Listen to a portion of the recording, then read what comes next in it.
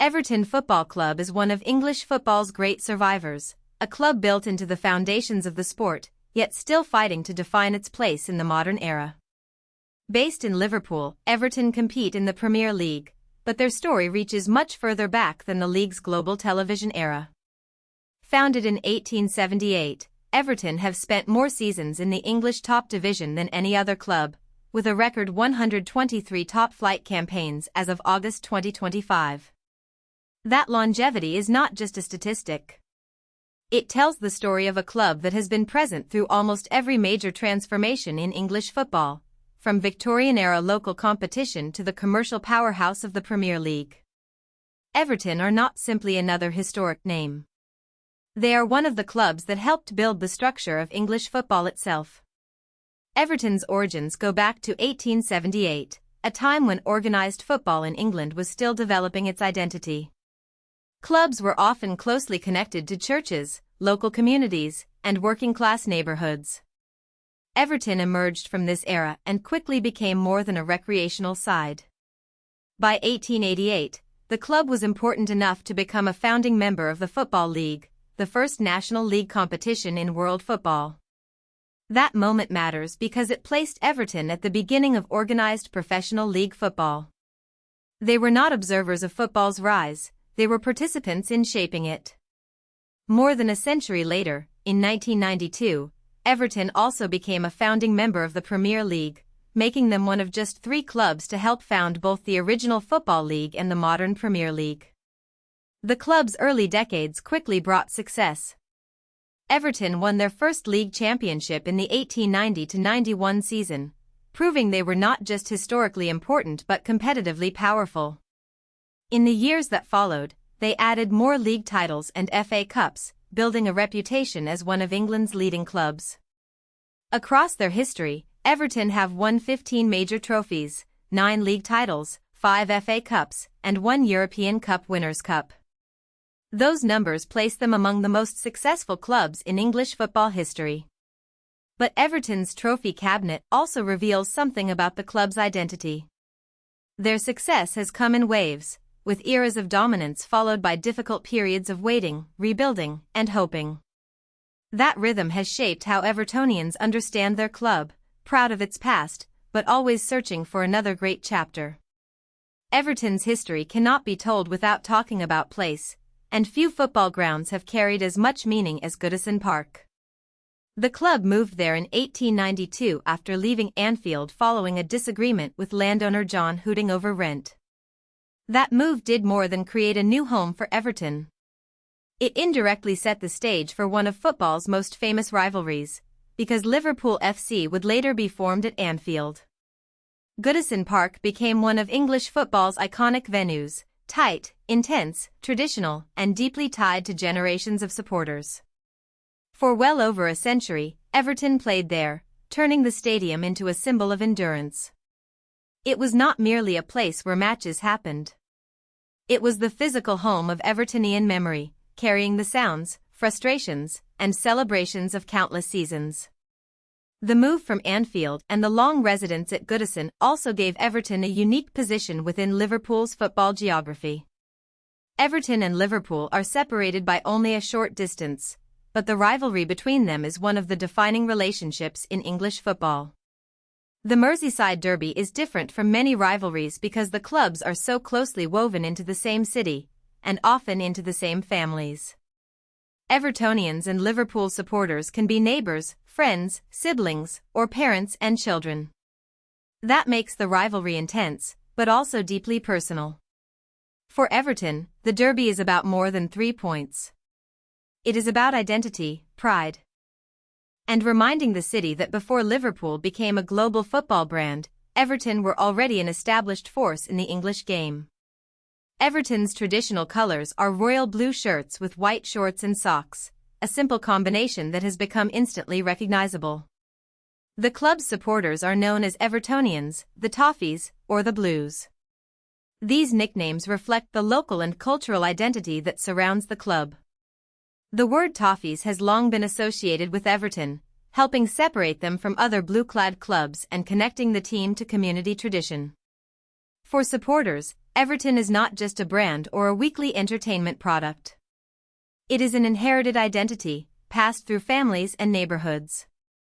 The club's blue shirt represents belonging, especially in a city where football allegiance is a powerful part of everyday life. That emotional connection is one reason Everton's fanbase has remained loyal even through long trophy droughts. After early success, Everton experienced different cycles of achievement and decline.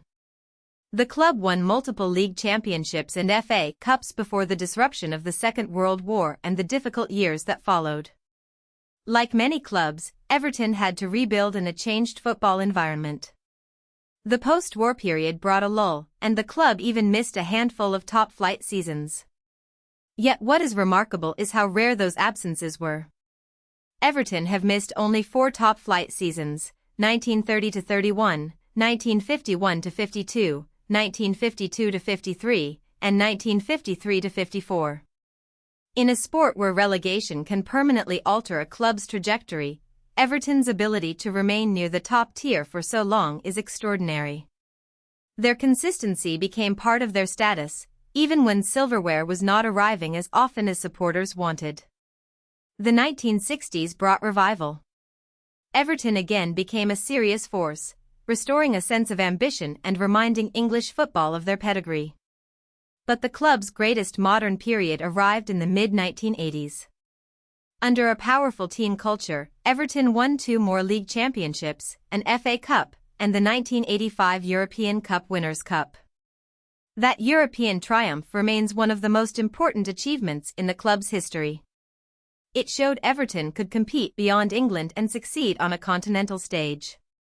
For many supporters, the mid-1980s represent the version of Everton they still believe the club can become again: strong, organized, fearless, and capable of challenging the best.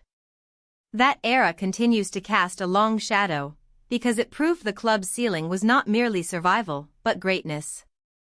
Everton's most recent major trophy came in 1995, when the club won the FA Cup.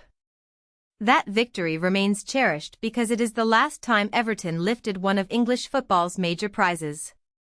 Since then, the club has had moments of promise, strong league finishes, and talented squads, but the long wait for silverware has become one of the defining realities of modern Everton. This gap matters because it creates tension between history and present performance. Everton's past says they belong among England's great clubs. Their recent decades, however, have often been marked by frustration, instability, and the challenge of competing financially with richer rivals. For Evertonians, the question is not whether the club has tradition. The question is how that tradition can be turned into a successful future. One reason Everton remain historically important is their extraordinary top-flight record. As of August 2025, they have played in the top division for more seasons than any other club. They also have the second longest continuous presence in English top-flight football and rank 3rd in the all-time points rankings. These facts reveal a different kind of greatness from trophies alone. Everton have been a constant in English football's highest level, surviving changes in tactics, ownership models, stadium demands, television money, and global competition. Many clubs have risen quickly and disappeared just as quickly. Everton have endured. But endurance can be both a badge of honor and a source of pressure. A club with that record is expected to do more than exist. It is expected to compete with purpose. The modern era has brought major financial and ownership questions. Farhad Moshiri became a major figure at the club after buying 49.9% of Everton's shares in 2016. During this period, Everton's ambitions were clear: spend, improve, and move toward a future that matched the club's history. But ambition in modern football is expensive and risky. As of May 2023, Everton were valued at $744 million. For the 2022-23 season, the club reported revenue of $242 million and operating income of -$23 million. Those numbers point to the tension facing many Premier League clubs outside the richest elite: enormous income compared with most of world football, but still intense financial pressure when trying to compete at the top. In December 2024, American billionaire Dan Friedkin purchased the club, marking another major turning point. Everton's next chapter includes a symbolic change of home. Starting with the 2025-26 season, the club play at Hill Dickinson Stadium, ending the Goodison Park era that began in 1892. A stadium move is never just a construction project. For Everton, it represents the difficult balance between preserving identity and embracing the demands of modern football. Goodison carried history, but a new stadium offers commercial potential, improved facilities, and a chance to reshape the club's future. The challenge is making sure the move strengthens Everton rather than disconnecting them from what made them special. Everton are a founding giant, a derby rival, a trophy-winning institution, and a club with unmatched top-flight endurance. Their story is not only about what they have been. It is about whether a historic giant can rise again. If you found this helpful, please like this video and subscribe for more explainers.